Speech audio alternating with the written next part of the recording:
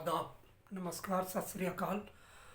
मैं आपका दोस्त सुल्तान भारती और इस वक्त आप देख रहे हैं सेकुलर भारत न्यूज़। दोस्तों, आपको ये शिकायत तो होगी, अगर नहीं है तो मैं बता देता हूँ कि मैं बहुत कम वीडियो अपलोड कर पाता हूँ। कुछ ज़्यादातर जो मेरा पहला प्यार है वो शायद इलेक्ट्रॉनिक मीडिया के लिए है ही नहीं, प्रिंट मीडिया के लिए है। ब्लॉग लिखता हूँ, पोस्ट डालता हूँ, हालांकि वो भी बहुत कम करता हूँ। इसलिए मेरा ये YouTube channel secular Bharat news,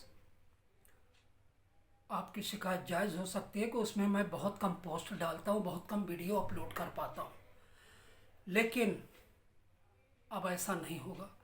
धीरे धीरे मैं कोशिश कर रहा हूँ कि 50% अपने वक्त का कंट्रीब्यूशन मैं अपने चैनल के लिए करूँ और 50% प्रिंट मीडिया के लिए, ब्लॉग के लिए, अखबारों में आर्टिकल के लिए, व्यंग के लिए एक्स्ट्रा।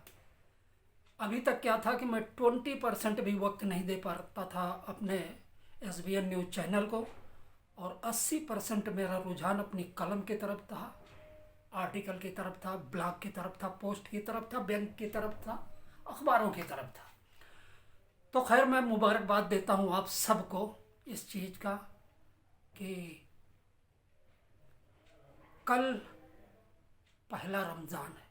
आप सबको शांति, प्यार, बलिदान, त्याग, संयम और गरीबों की मदद के लिए विश्व विख्यात इस त्यौहार रमज़ान के महीने का, इस मुबारक महीने का आप सबको बहुत बहुत मुबारक हो इसकी आमद।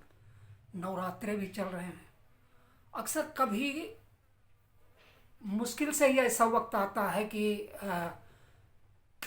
हम नवरात्रे और रमज़ान एक साथ रूबरू हों।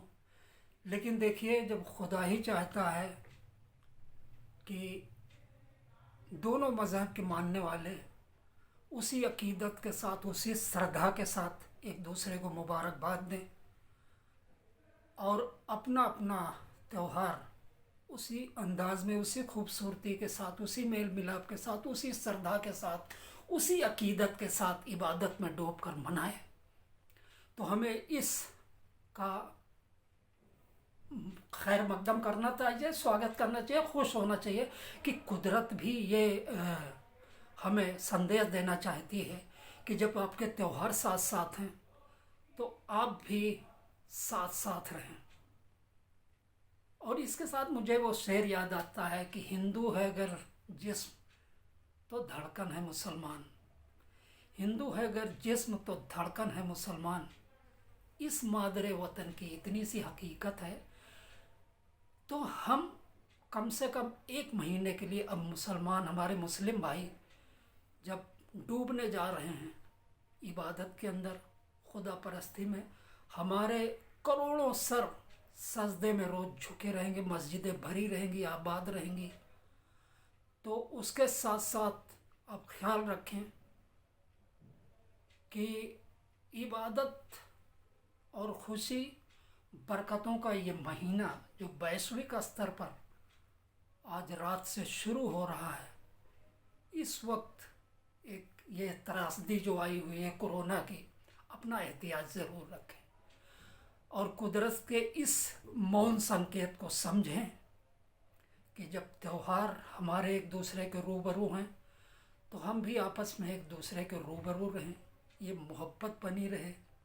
और इसको बिगाड़ने की, इसमें खलल डालने की, विघ्न डालने की, या इस ताल्लुकात को जिसे सदियों से हमारे पुरखों ने अपने खून पसीने, मेहनत, मजहब और अकीदत से सींचा है, इसको कभी भी कोई दरहम बरहम न कर सके, इसका स्वरूप न बिगाड़ सके, इसमें खलल न डाल सके, उसकी कोई भी कोशिश हमारे इत्तेहाद को तोड़ने में सफल न हो। इसी के साथ मैं आपको एक बार फिर मुबारकबाद देता हूँ और उम्मीद करता हूँ कि इस महीने को, इस रमज़ान में आप सब रोज़ा रखें, कोशिश करें। देखो दोस्तों, अगर आप रोज़ा नहीं रखेंगे, इबादत नहीं करेंगे, व्रत का पालन नहीं करेंगे, संयम नहीं उतारेंगे अपनी ज़िंदगी में, तो भी जो सूरज सुबह निकलता है वो शाम को डूब तो जाता ही है। आपकी ज़िंदगी का 24 घंटे एक खूबसूरत, बेमिसाल कीमत वाला, अमूल्य कीमत का ये 24 घंटे आपकी ज़िंदगी से निकल जाते हैं। ये वक्त है जिसका एक लम्हा भी आप करोड़ों रुपए देकर वापस नहीं पाते। गया हुआ वक्त लौटता ही नहीं। तो इसका सदुपयोग करें, ज़कात, फितरा दें, क्योंकि ये आपके लिए जितना खुशियों का संदेश लेकर आता है उससे करोड़ों गुना ज़्यादा उन लाखों करोड़ों दुनिया के गरीबों के लिए यह खुशी का पैगाम लेकर आता है कि अब हर मुस्लिम भाई अपनी आमदनी का 2.5% निकाल कर उनकी झोली में डालेगा।